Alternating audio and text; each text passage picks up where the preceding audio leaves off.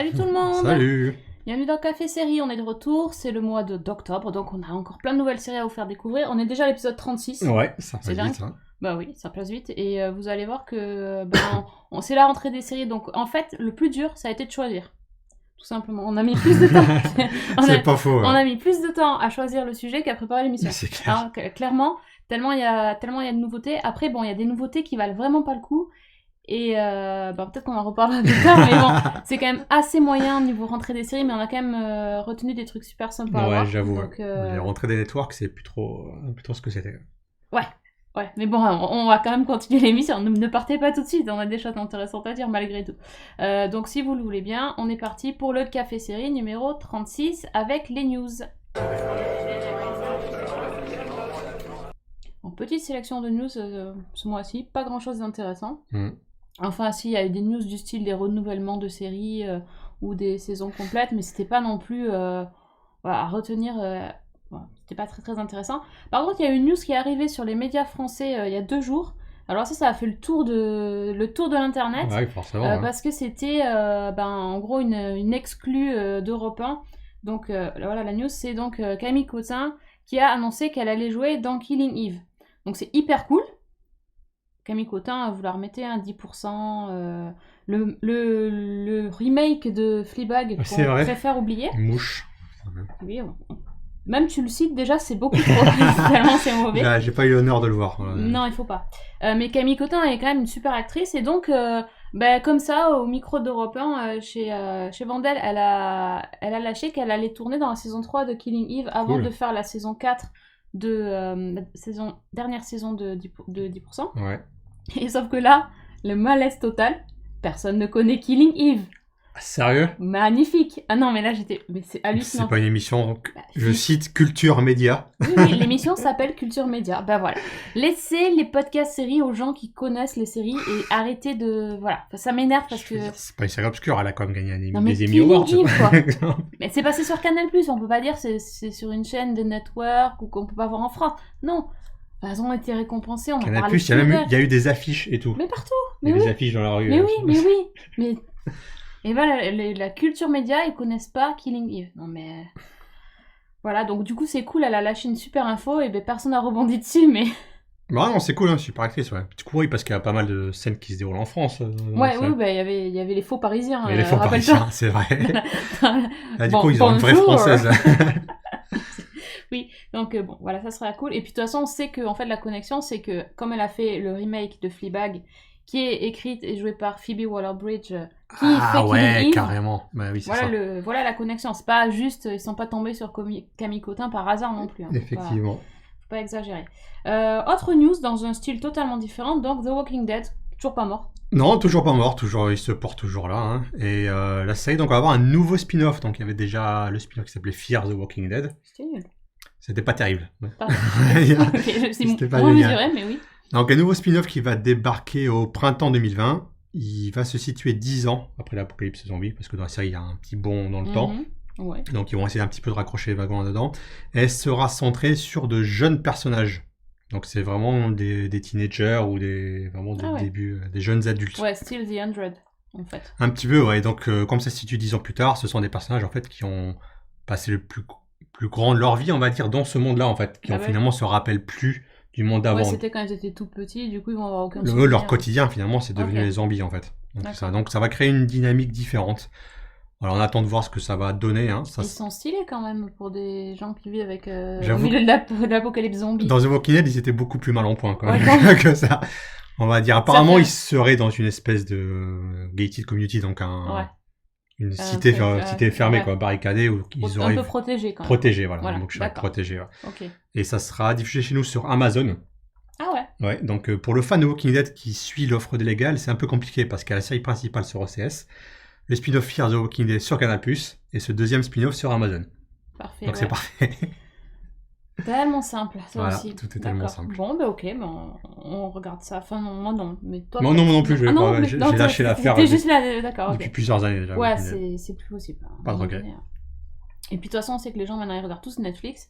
Voilà, c'est la dernière news qui est tombée. Alors, Netflix, on connaît, on sait qu'il y a plein de gens qui l'ont, plein de gens en parlent, mais on sait jamais vraiment combien de personnes qui regardent. C'est vrai. Et en fait, en gros, ils lâchent des chiffres de temps en temps, quand ils veulent, on sait pas vraiment... c'est assez compliqué de voir les trucs. Et bon, là, ils ont quand même donné des infos assez intéressantes. C'est les séries les plus regardées sur Netflix sur le premier semestre 2019. Donc, quand même pas mal de recul. Ils ont fait un top 9. Pourquoi 9 on sait pas. Pourquoi pas. Bon, nous on fait un top 5 parce que c'est comme ça. Parce que bon, top 9. Et en gros, ils ont quand même donné. Ils n'ont pas donné les audiences, ils ont donné le pourcentage homme-femme. Ce qui est complètement idiot. Parce qu'en fait, quand tu regardes sur le profil de quelqu'un, tu peux être un homme. Ah oui, non, mais complètement, ça. Donc, je sais pas. Je cherche pas. Ils font leur petite sauce, de toute façon, derrière. On sait pas. Bon, quand même, les infos, c'est intéressant parce qu'on se demandait qu'est-ce qu'on regarde le plus sur Netflix. Déjà, c'est les séries, ça c'est clair. C'est pas les docus, bon les films on en parle même pas, oui. C'est pas les, voilà, ni les reality TV ou ce genre de trucs qu'il y a, non c'est les séries. Il y a la série Sex Education en numéro 5 qui a été beaucoup regardée, et à juste titre parce que c'était vraiment une excellente... C'était vachement bien. C'est vachement bien. Donc, c'est sorti surtout dans la période où ils ont comptabilisé finalement, donc c'était vraiment au pic en fait de la sortie de la série. C'est sûr. Mais en plus c'est une super série. Donc celle-là c'est sûr que bon, beaucoup de gens l'ont vue. Il y a Lucifer qui continue son chemin sur Netflix. Alors je pense que c'est assez facile à regarder du coup Lucifer. On peut enchaîner les épisodes très facilement. Ouais. C'est un peu surpris quand même. Parce que la série, vraiment avant qu'elle soit reprise par Netflix, c'était quand même un peu confidentiel. Ouais, bah c'est pour ça. Mais alors, là aussi, un énorme pourcentage de femmes qui adhèrent à la série. Ah, ouais. J'ai pas mis la photo, j'ai mis une photo où il a une chemise. Voilà. Mais disons que quand on tape dans Google Images Lucifer, on a le choix avec beaucoup de photos sans chemise. Donc bon, je sais pauvre, pas. Il est allergique au tissu, le pauvre. Oui. C'est ça. Donc bon, écoutez, je sais pas s'il y a une corrélation, je vous laisse juger, mais bon, en tout cas, Lucifer, ça marche assez bien. Il y a Good Girls en 3. J'aurais pas cru ça. J'ai pas vu de pub particulière dessus, ni de mise en avant dans les recommandations. Moi j'ai aimé, j'ai regardé les 2 saisons, même si la saison 2 était un peu moins bien.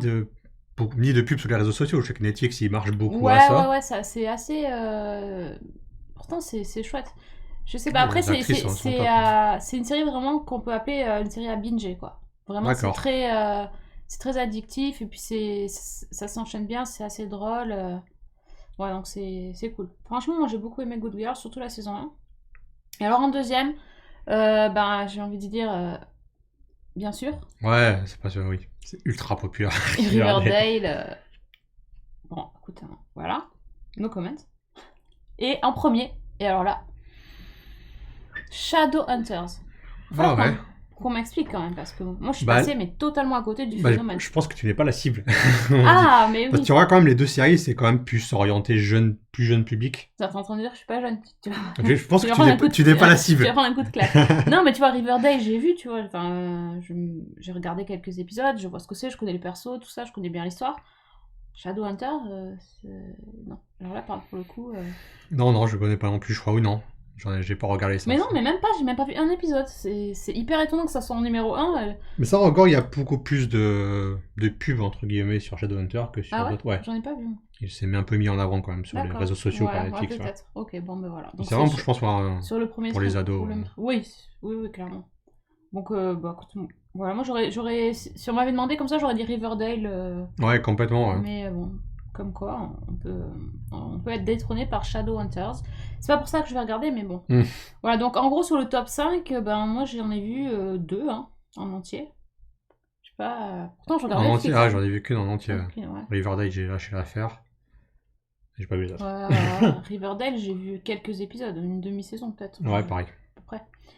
Donc, moi, Lucifer, comme ça, j'en ai regardé un peu, mais pas plus non plus.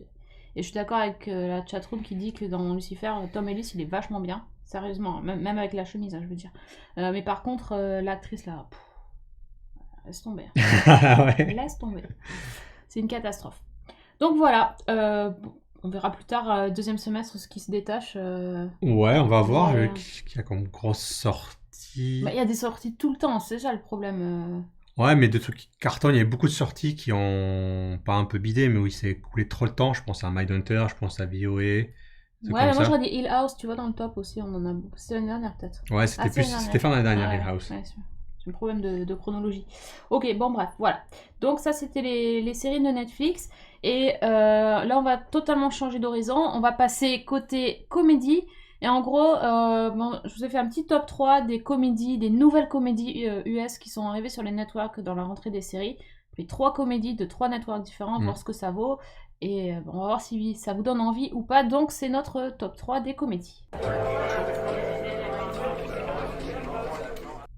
Alors je sais pas si vous avez suivi un petit peu ce qui s'était passé dans les upfronts. On a parlé un peu des trailers, des choses qu'on avait vues, tout ça. Il y a plusieurs séries qui s'étaient fait remarquer. En général, les trailers de comédie, sitcom, c'est un peu compliqué parce qu'ils n'arrivent pas bien à les faire. C'est toujours un espèce de montage de blagues, et ça rend pas forcément... Avec une belle musique parfois un petit peu... c'est un peu casse-gueule les trailers de comédie. Donc du coup, autant juger sur pièce. Donc on a testé plusieurs comédies. Donc la première, c'est celle qui faisait le plus parler, c'est Perfect Harmony. Pourquoi ? Parce qu'en fait, elle a été présentée comme un peu le nouveau Glee. Parce que ça... Je vais vous montrer l'affiche. Voilà. Donc en fait, ça raconte l'histoire d'un prof de musique de Harvard, de Princeton, pardon, à la retraite, qui s'appelle Arthur Cochrane, donc qui est joué ici par Bradley Whitford, qui est un acteur génial. Hein. Oui. Et ça, c'est clair.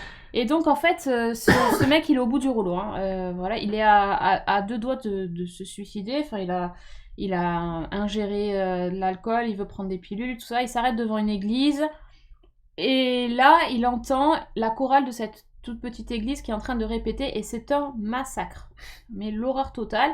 Et donc, en gros, il dit, c'est pas, je peux pas entendre, ça peut pas être la dernière chose que j'entends avant de mourir.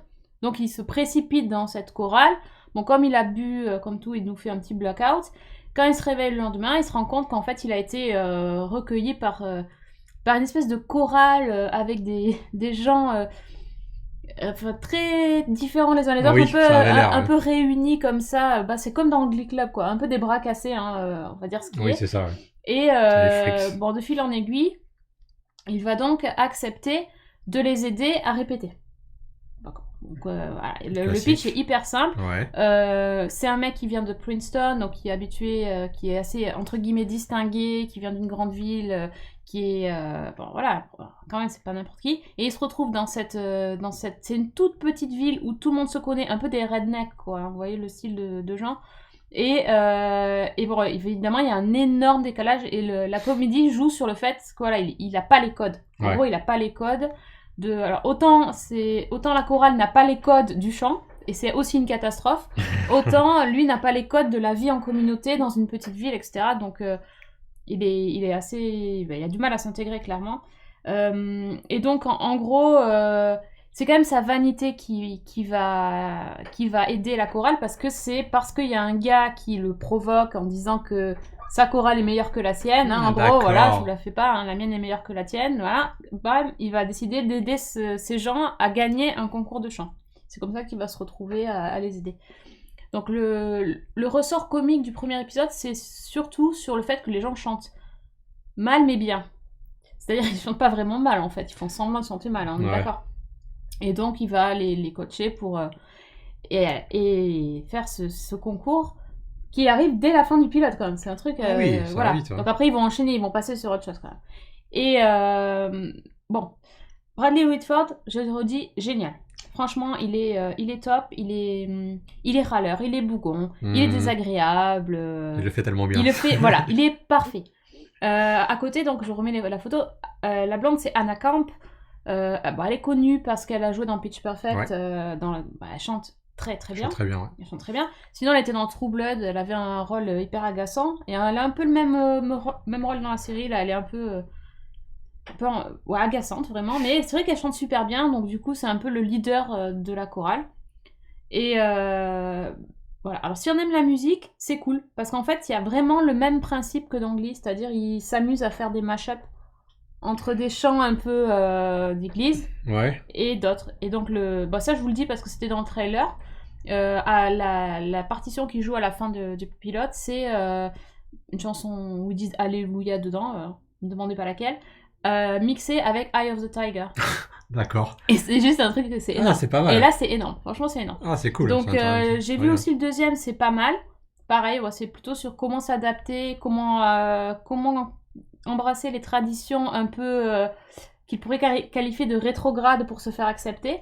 Et finalement, c'est assez plein de bons sentiments, mais pas trop énervant quand même. Ouais, pas trop énervant. C'est style, est-ce que lui il va aider la chorale, mais c'est plus la chorale qui va l'aider lui en fait.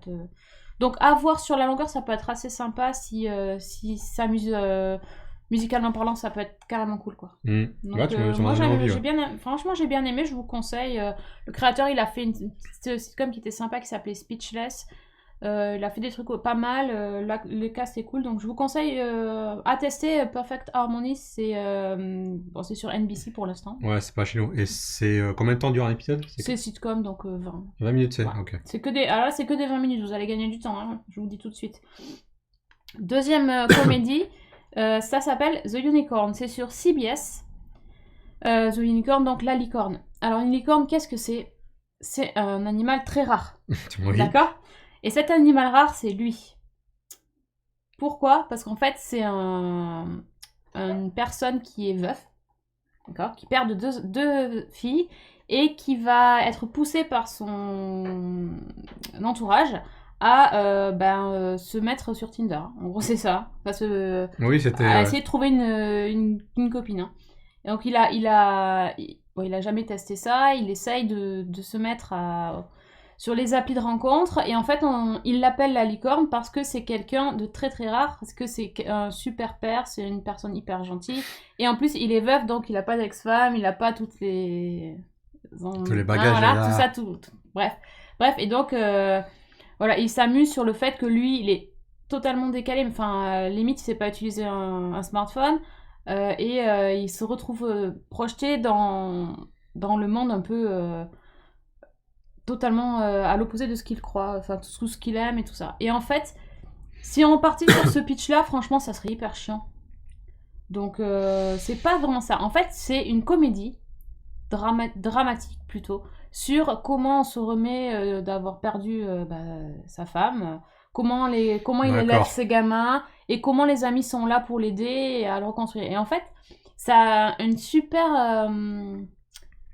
comment dire, ça a une bonne énergie, et quand on les voit fonctionner là en groupe d'amis, on y croit vachement. Vraiment. Ça fait les groupes de potes qui essayent de s'entraider. Voilà, alors pour l'instant, c'est qu'au début, ça tourne surtout effectivement autour du fait qu'il essaye d'aller à des rendez-vous, et qu'il tombe toujours sur des nanas. Oui. Jusqu'au moment où il tombera sur quelqu'un d'intéressant. Je sais pas, voilà, parce que là pour l'instant ça enchaîne un peu les poncifs de je rencontre quelqu'un, blind date limite, et c'est n'importe quoi. Et en fait, voilà, du style, il rencontre une fille, il aime pas, il est pas bien avec elle, tout ça, mais il est tellement gentil qu'il ose pas lui dire que ça va pas le faire. D'accord. Et donc il continue à la voir, et ses potes lui disent mais arrête, mais il faut que tu lui répondes ça, et lui dit non mais je peux pas, et à chaque fois, et donc il continue à avoir des rendez-vous. Et du coup, ils appellent une nana qui est, entre guillemets, spécialiste de Tinder pour le driver un peu. Enfin, voilà. D'accord, un petit coach. C'est un petit coach, c'est comme ça. Mais c'est sympa, ça... Voilà, faut voir ce que ça peut donner sur le long terme, parce qu'effectivement, s'il reste sur le dating, c'est pas super intéressant. Mais par contre, toute la famille d'amis, parce que ça fait vraiment ça, le groupe d'amis, c'est top. Ouais. Donc, à surveiller, je pense. Oui, c'est possible que ça finisse finalement pas en comédie collégiale, mais qu'on puisse peut-être après creuser les différents personnages et après évoluer sur la suite. Je pense, ça peut être sympa. Puis les gamins sont pas mal, donc pas trop énervant. C'est un plus également. Dernière comédie, alors là j'ai testé ça par hasard un petit peu. C'est sur ABC, celle-ci, ça s'appelle Mixed-ish. C'est en fait un spin-off. C'est un spin-off d'une série qui s'appelle Blackish. Et qui en fait raconte l'histoire d'une famille noire américaine. Et là, le spin-off, ça raconte l'enfance d'un des personnages. D'accord ? Ok. Donc, c'est préquel. Voilà, c'est un préquel en fait, exactement. Donc le personnage, c'est Mrs. Johnson, et moi je ne sais pas qui c'est, car je n'ai pas vu Blackish. Donc je vous dis tout de suite, on me parle d'elle, je ne sais pas qui c'est. Et donc en fait, elle raconte en voix off son enfance, qui est assez intéressante, parce qu'en fait, elle est issue d'une famille mixte. pour ça que ça s'appelle comme ça, la sitcom. Elle a un père blanc et une mère noire, et en fait ça se passe en 1985. C'est comment elle a réussi à s'intégrer dans la société, d'autant plus que elle a une histoire familiale assez particulière, parce qu'en fait sa famille vivait dans une communauté un peu style hippie, et une communauté qui a été démantelée par la police. Parce que visiblement, alors on voit ça avec ses yeux d'enfant, c'est assez, il y a un super grand décalage. Parce qu'en fait, il y avait quand même un gourou avec plusieurs femmes. Ça va pas mal ça. Donc on comprend bien le truc, mais elle comprend pas. Elle dit juste, je comprends pas, on faisait rien de mal, on dansait, on chantait, on était heureux, puis la police est arrivée. Voilà. Et donc, il se retrouve à aller habiter chez le grand-père, qui lui habite dans la banlieue chic, style comme dans Desperate Housewives, ce genre de banlieue. Ouais. Et donc, elle va se retrouver là et se rendre compte qu'elle est différente. En gros, c'est dans la communauté, ce qu'elle dit, la communauté, il n'y avait pas de couleur, il n'y avait pas de... Et elle s'est jamais rendue compte qu'elle n'était pas comme les autres. Et donc, elle arrive là, aux États-Unis, avec sa famille, et déjà, le fait que les parents ne soient pas de la même couleur, ça pose souci, clairement. Et le fait que les enfants, du coup, soient mixtes, c'est très compliqué pour eux. Et donc, ça raconte comment... en plus, elle arrive à l'école, elle a 12 ans à cette époque-là. Comment elle a été... Non, les galères, en fait, pour s'intégrer, parce que finalement, elle explique direct qu'il faut choisir son camp. Elle explique... Enfin, alors là, moi, je sais pas du tout si ça s'est passé comme ça ou pas. Mais c'est en gros, c'est soit... Elle dit soit t'es noir, soit t'es blanc. Il n'y a pas de souci si t'es noir, il n'y a pas de souci si t'es blanc, mais si t'es au milieu, bah... Et donc, elle est un peu... voilà, je vous montre les photos, je n'ai pas du tout montré. Donc voilà, ça, c'est la... Du coup, c'est la petite ? Donc, c'est la grande. Alors, à droite, c'est la Tati, je crois. Et puis, elle, c'est la... On va pas... Je vais montrer la photo comme ça de famille. Voilà. C'est la plus grande des 3 enfants. Donc, il s'appelle Beau comme Rainbow. Et Gary Cole, non ? Gary Cole, c'est le grand-père capitaliste. J'aime beaucoup Gary Cole. Vous voyez l'arrière-plan qui est très banlieue américaine. Ah oui, c'est les suburbs. Hein. Voilà. Le grand-père qui fait très... Dans les années 80, c'est vraiment le top du capitalisme américain. Hein. Il lui manque le cigare et tout. Et le père, donc... le père est joué par Mark-Paul Gosselaar. Yes. Voilà, qu'on reconnaît. Ouais, je sens pas le casting. Le casting est cool. Et les gosses sont géniaux. Alors, la petite, mais elle est énorme, la petite. Vraiment, elle fait penser à la petite qu'il y avait dans le Cosby Show. Je parle ça pour les vieux. Hein. Voilà.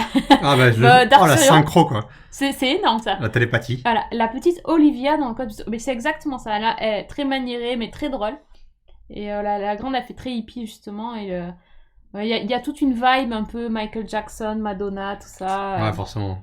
Et en fait, c'est des toutes petites... Enfin, c'est des petites histoires, mais finalement, pour elle, c'est des petites histoires de collège. Mm-hmm. Mais en fait, c'est hyper important pour elle, c'est tout son monde et tout ça. Il y a tout un épisode sur la photo de classe et les cheveux.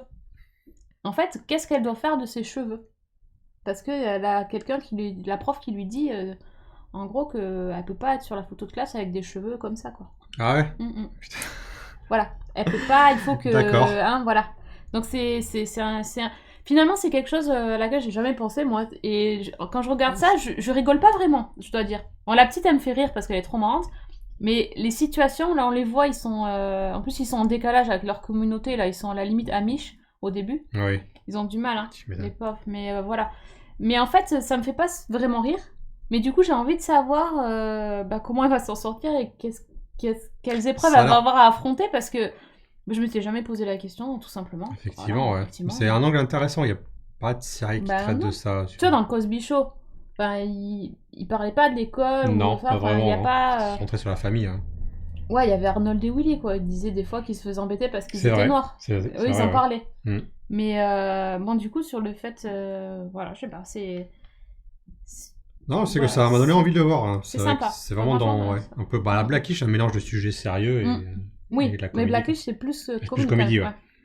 Là, pour l'instant, c'est pas très rigolo, mais il faut voir comment ça évolue après. Voilà, ça a survécu aussi. Bon, je pense que ces 3-là, de toute façon, je vais les continuer. J'en ai regardé vraiment beaucoup et je pense que celle-là mérite d'être surveillée. C'est pas des énormes coups de cœur, mais quand même.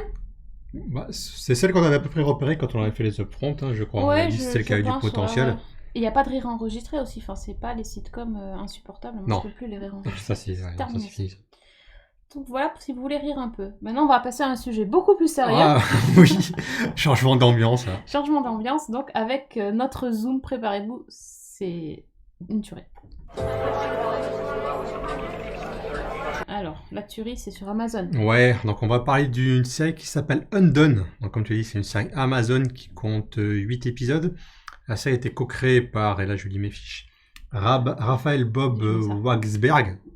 Ouais, donc c'est le créateur de la série BoJack Horseman sur Netflix. Une série que j'adore, mais de tout mon cœur. Le truc avec le cheval, là. Oui, c'est incroyable. Pour moi, c'est peut-être la meilleure série Netflix. Ah ouais, rien que ça. BoJack, ouais, complètement. Okay.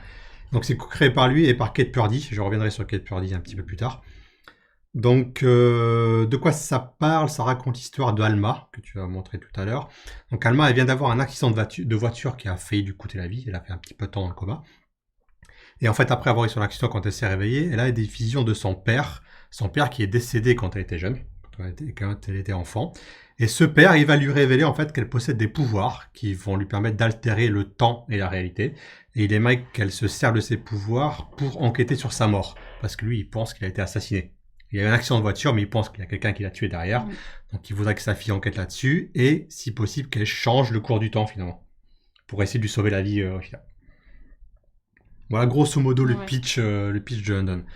Donc tu vois, la capture, c'est une série d'animation. Ah, explique, ouais. Voilà. Et en fait, c'est une série d'animation qui utilise le procédé de rotoscopie. Qu'est-ce que le procédé de rotoscopie? Là encore, je lis les fiches. C'est un procédé qui consiste à prélever le contour d'une figure filmée en prise de vue réelle, donc des acteurs, et afin d'accroître le réalisme d'animation. Donc ce qu'on fait, donc ils ont filmé réellement les scènes. Donc cet acteur là à l'écran, c'est Bob Odenkirk, qu'on a pu le voir dans Breaking Bad, dans Better Call Saul. Et du coup, ils utilisent les contours pour faire de l'animation derrière, parce que forcément la série est un petit peu perchée au niveau de l'animation. Ouais, complètement. Ils se servent vraiment de ce procédé pour vraiment faire plein de choses. Donc comme je disais, c'est une série qui manipule l'espace et le temps, donc forcément, ça peut partir dans tous les sens, et ça part dans tous les sens. Et le geek en toi, là, il s'est dit, on manipule l'espace-temps, c'est bon. Non, c'est cool, mais je trouve vraiment, visuellement, la série extrêmement bien, bien réussie. Ouais. Ils sont vraiment... C'est vraiment le procédé pour donner libre cours à toute l'imagination des scénaristes. Et c'est vraiment top. Et le personnage principal m'a beaucoup plu. Ouais, parce que voilà, en dehors du fait qu'elle a un accident, c'est quelqu'un, voilà, c'est une jeune femme troublée, elle est extrêmement angoissée. Il faut savoir donc que sa grand-mère, donc la mère de son père, était schizophrène. Ouais. Donc elle s'appelait Géraldine, elle était schizophrène, donc elle a peur que ça lui soit transmis. Ça lui a été caché en plus déjà. Et que ça lui a été caché. En fait, il y a toute une histoire aussi sur ça, sur les secrets de famille et quand... c'est... Ouais, il y a beaucoup de choses qui sont vraiment très crédibles là-dedans. Ouais. Et c'est vraiment très crédible parce que là, du coup, je reviens sur la co-créatrice de la série qui s'appelle Kate Purdy. Le personnage Alma est fortement inspiré de sa propre vie. Elle a également une grand-mère qui s'appelle Géraldine et qui était schizophrène. Ah, elle avait également peur que ça lui soit transmis derrière. Ah, en fait, elle a vu les médecins, ils lui ont dit qu'il y avait le risque que ça se débloque chez les femmes jusqu'à 30 ans. Ouais. Et du coup, jusqu'à 30 ans, elle est angoissée. Et le personnage d'Alma, elle a 28 ans. Ah oui. Donc on est complètement là-dedans, donc elle s'est vraiment servi de ça. D'accord. Du coup, ça, c'est extrêmement bien retranscrit, c'est extrêmement réaliste. Et du coup, elle est sourde aussi, la créatrice, ou pas du tout? Ça, non, je pense que c'est rajouté. Enfin, c'était pas précisé dans les articles que j'ai eu là-dessus. Mais encore une fois, donc du coup, le personnage est sourd. Ouais, c'est hyper important. C'est hyper important. Et c'est hyper bien fait, c'est très original. On a rarement des personnages sourds, des personnages avec un handicap que l'on voit vraiment en tant que personnage principal dans une série. Surtout que là, en fait, elle est pas sourde de naissance et c'est expliqué. Oui, c'est ça. Parce que comme tu as dit, ils manipulent le temps et tout ça, mais en même temps, ils font des flashbacks sur la vie d'Alma. Exactement, et on apprend plein de choses sur elle et tout. C'est très touchant, j'ai trouvé le moment où elle devient sourde, comment elle réagit, les parents, ce qu'ils font. Tout est très crédible et très, très, très réaliste. Ouais. Et toute la dynamique avec sa mère et sa sœur, exactement, qui aussi sont très... Même les réactions à elle sont crédibles. On va dire, elle, du coup... On parlait de mixtiche tout à l'heure, mais elle, du coup, elle aussi, elle est mixte, exactement. Sa mère est latino et son père est caucasien, du coup. Oui. Donc, elle aussi, elle est un petit peu coincée entre... Elle est avec un Indien. Elle est avec un Indien, du coup, derrière. Ouais, c'est vrai qu'à niveau minorité, par contre, c'est énorme aussi, cette série. Enfin, ouais, c'est vrai, c'est vraiment top, ouais. Tu te dis, mais...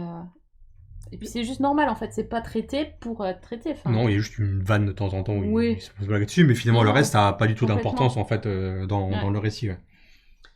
Et du coup, oui, tous les personnages sont bien campés et tout. Et moi, ça m'a beaucoup fait penser à BoJack Horseman parce que tout ce thématique, un peu la dépression, la schizophrénie, c'est énormément abordé dans BoJack Horseman. Souvent traité sur le côté de la comédie, mais il y a aussi un gros côté drama dans BoJack Horseman qu'on retrouve là-dedans. D'accord.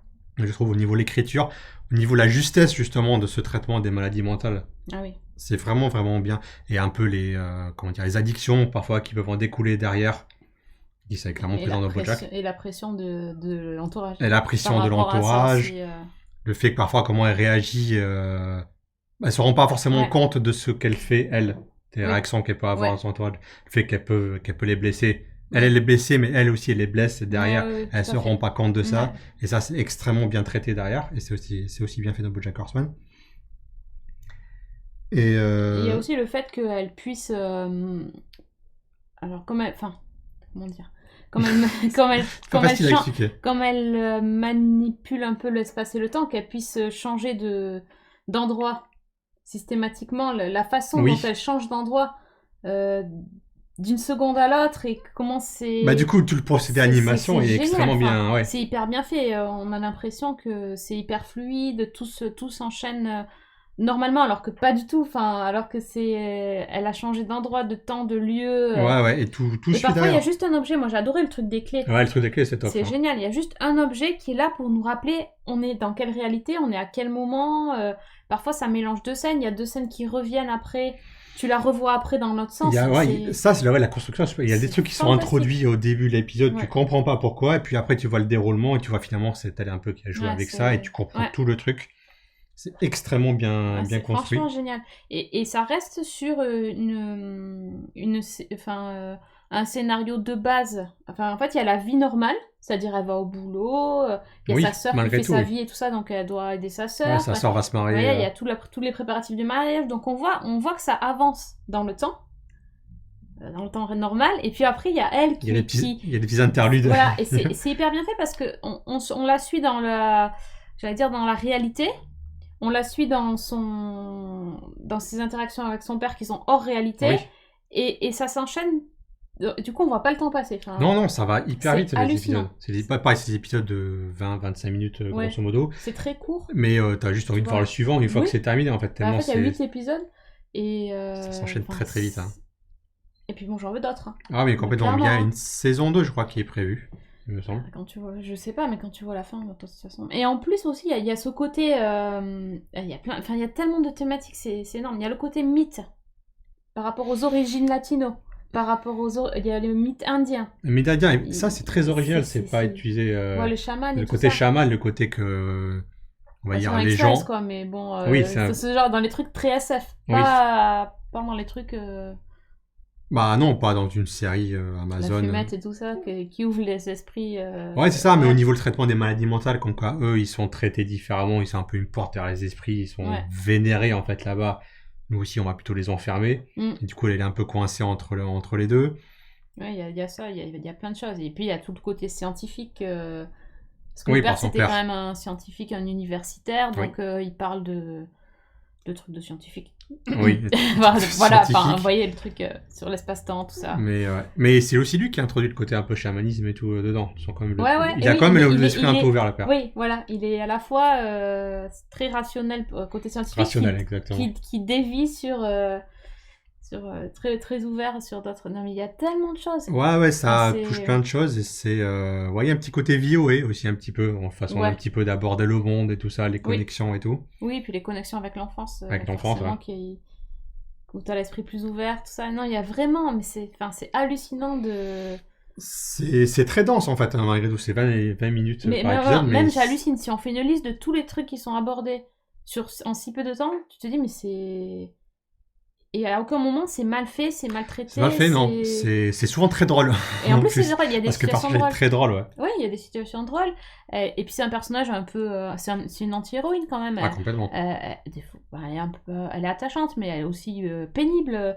Elle peut envoyer bouler les gens. Elle n'est pas forcément... Il y a aussi un petit côté un peu Rochandol. Tu vois, le côté encore l'anti-héroïne et qui lui arrive des trucs... Exactement. Non, mais il y a vraiment beaucoup de choses. Et pendant... Alors, je sais pas si ça t'a fait ça, mais pendant tous les épisodes, en fait, t'es avec elle parce que tu suis son avancée avec ses pouvoirs, et puis tu te dis, ah mais c'est bon, en fait, elle a des pouvoirs. Ah non, mais elle est schizophrène. Ah, elle a des pouvoirs. Ah non, elle est schizophrène. C'est très ambigu. C'est sans ça, et moi j'adore. Et à la fin, on sait pas. Non, on sait pas, non, mais ça c'est aussi, volontaire. C'est très bon. Mais ça, c'est comme dans Russian Doll. En fait, à la fin, tu sais pas. Non, tu sais pas. Hein. Et la dernière scène, c'est... Je me suis dit, ouais, c'est... Je dis rien. La dernière scène, ça dit tout et ça dit rien. C'est génial. Donc, ouais, on est du 5. Donc, voilà, je dis rien. J'ai gardé une dernière soirée pour voir les 3 derniers. T'as même pas fini. T'as pas honte, franchement. Mais il y a des trucs tellement bien comme ça, j'ai du mal. Enfin, je veux pas les boire trop vite, en fait, parce que ça passe trop vite et du coup, après, t'as plus rien. Franchement, vous savez quoi, je vous ai envie, si vous l'avez pas vu, de pouvoir le découvrir tellement c'est génial. Je peux pas dire mieux que ça, en fait. Non, c'est ultra original. C'est drôle, il y a du drama, c'est hyper bien animé. Ça parle de plein de choses. C'est hyper intéressant, on apprend des choses. Enfin, il y a des personnages qu'on ne voit jamais ailleurs. Oui, complètement, ouais. Il y a tout. Franchement, il y a tout. Il y a tout, ouais. Je vais militer pour qu'il y ait une saison 2, ça c'est clair, parce que c'est... Ouais, ils en parlent beaucoup, hein, donc je pense qu'il y a des chances que ça se fasse. Hein.